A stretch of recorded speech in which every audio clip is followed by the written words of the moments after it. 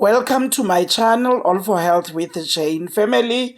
The witness that we have today on the Senzo Meyiwa Trial, it's the interpreter, Evelyn Motlhaping, who has been recalled to come and confirm the signatures that are on the confession statement that has been allegedly done by Bongani Ntanzi in front of Magistrate Kronye. So family, let's listen to her. The next witness is Mrs. Evelyn Motlhaping. Yeah. This witness has been recalled, my lord. She has already testified. She's going to testify in respect of Exhibit JJ.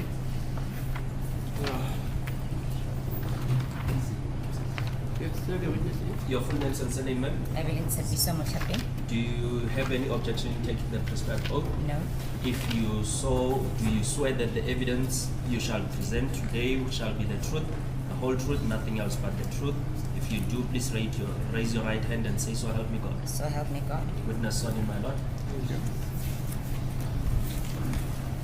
Mrs. Motlhaping, you have already testified in these proceedings in respect of Exhibit JJ before you.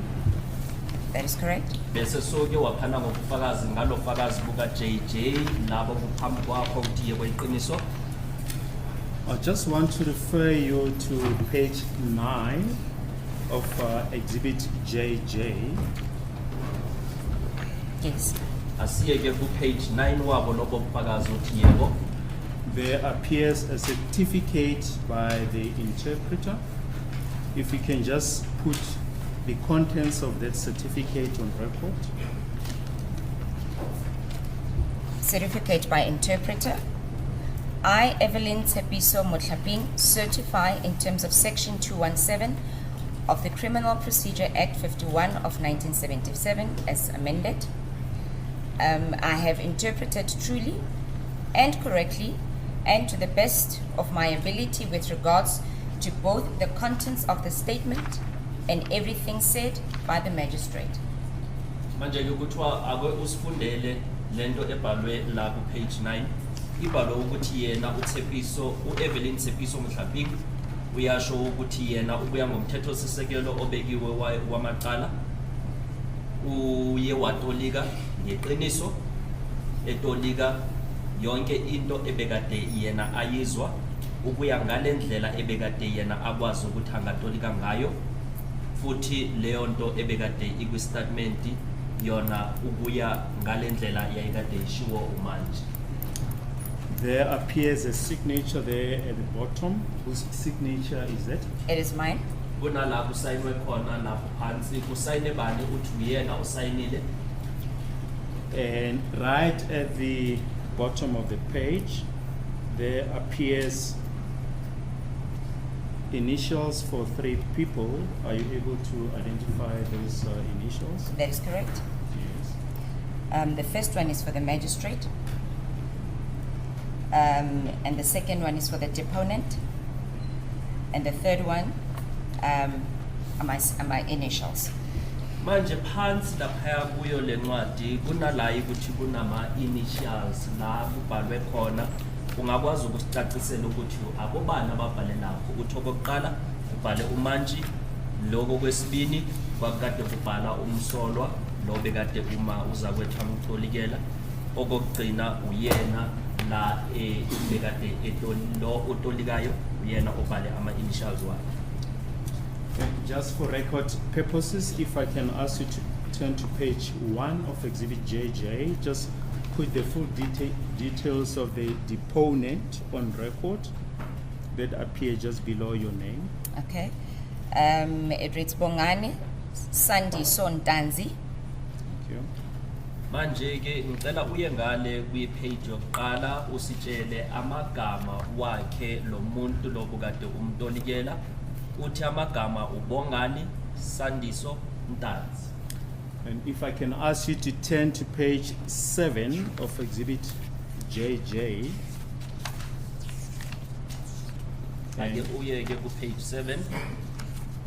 If you can just put in record the paragraph that starts with the statement is made in the Zulu language. Just put that on record. Yes, the statement is made in the Zulu language and interpreted into English by the interpreter. Kuthiwa ke akusifundele la ukuthi kukhulunywa ngalo limi losiZulu yena uyafunda uthi lesi statement siyenzwe ngolimi lesiZulu satolikwa sitolikelwa kwisingesi utoliki. If I can kindly ask you to turn to exhibit JJ1, that is the statement itself, right at the end, the statement itself, Annexure A.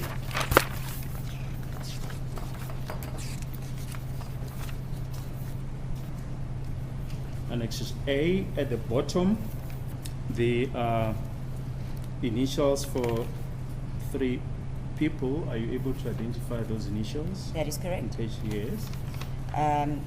It's for the magistrate, the deponent, and myself. Futhi ke kusona istatement ngokwaso kunama initials futhi uthi awakamanji nawakamsolwa nawakhe.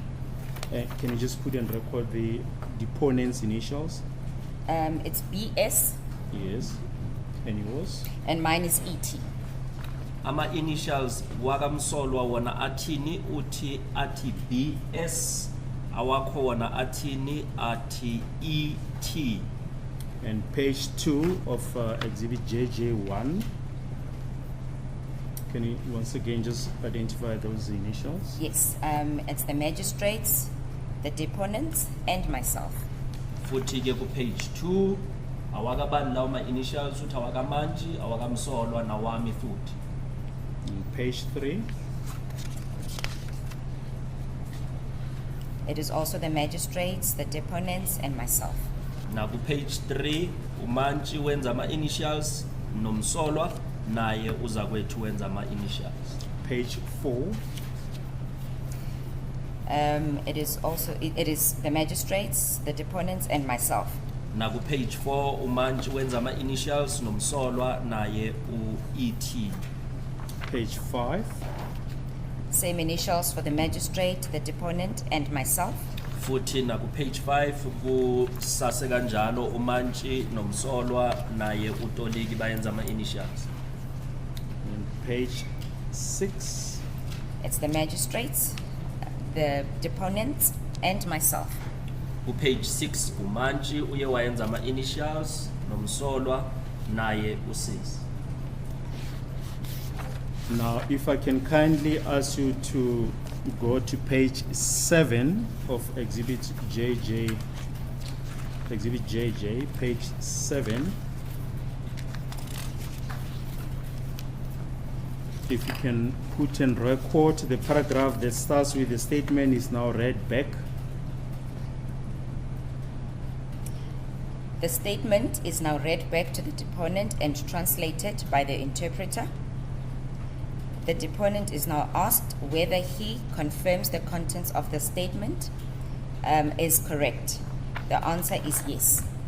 Manje ke kunala ukuthi kuye kwabhalwa lana ukuthi istatement siyafundelwa umsolwa futhi siyatolikwa utoliki. Lesi statement umsolwa uyabuzwa ukuthi leso statement kuyiqiniso na yonke into ebhalwe lapho. Umsolwa yena uphendule wathi yebo. If you can just turn over the page, page 8. Just place on record the first paragraph. The statement is now signed by the deponent by means of his signature. Bese ke kuthiwa afunde ukuthi kuthiwani la ku page 8 sithi istatement lesi siyasayinwa uyena umsolwa ngesandla sakhe esayini. Yes, and there's a word deponent and there's a signature above that. Whose signature is that? It was the deponent's signature. Kunala kubhaliwe ke bese kuyasayinwa yebo umsolwa osayinile lapho. Yes, the next paragraph. The statement is also signed by the interpreter. Bese kuthiwa istatement sisayinwa utoliki. Yes, whose signature appears there. It is my signature. Statement sisayinwe uyena njengoba bekatolika. Yes, and the next paragraph. And it says before me, and that is where the magistrate signs, and it is written additional magistrate for Boksburg underneath. Bese ke leso statement kuthiwa ngaphambi kwami la ukuthi kube kade kukhulunywa ngomantshi umantshi naye usayinile eBoksburg. You previously explained where the deponent obtained the pen to sign the statement. Can you just place that on record again? That is correct. I handed the deponent a pen to be able to sign and initial the statement. Boke wachaza ukuthi uyithathe iphi ipeni umsolwa uthi mina ngiye ngamnika ipeni lebe ngikade ngiyisebenzisa ukuze akwazi ukusayina.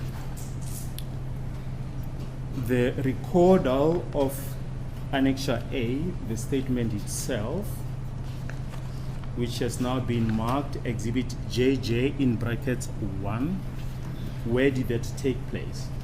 In Mrs. Cronier's office.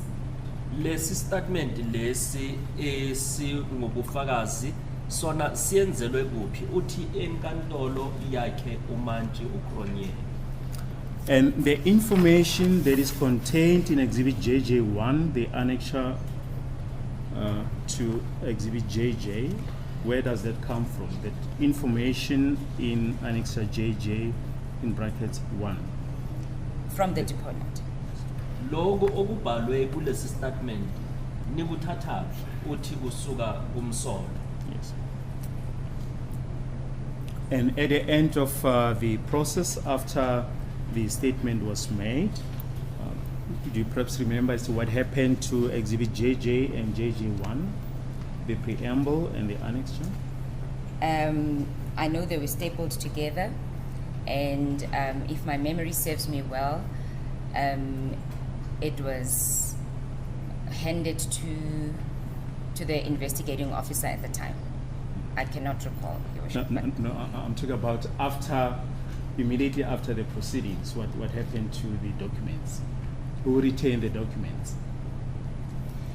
After the proceedings? Yes, after the proceedings. I cannot recall precisely, my lord, but Yes. If you cannot recall, it's Yes. fine. Yes, thank you. Manje ke usakhumbula ukuthi ngemva kokuthi uqedwe kuye kwayenzakalani ngalamaphepha wonke. Uthi ngiyakhumbula wona wahlanganiswa ngestapler kodwa angisakhumbula ukuthi kusuka lapho kuye kwayenzakalani. Thank you, my lord. That is all. This, Mr. Ramsabiri? As the court pleases, my lord, just one aspect. Morning, ma'am. good morning, sir.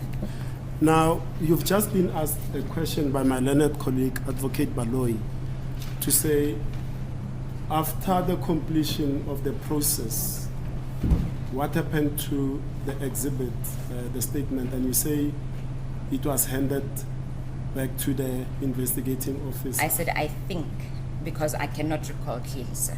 You cut me off because I wanted to ask you, Oh, how sir. certain are you about that? I am not certain, sir. Hence I said I cannot recall precisely.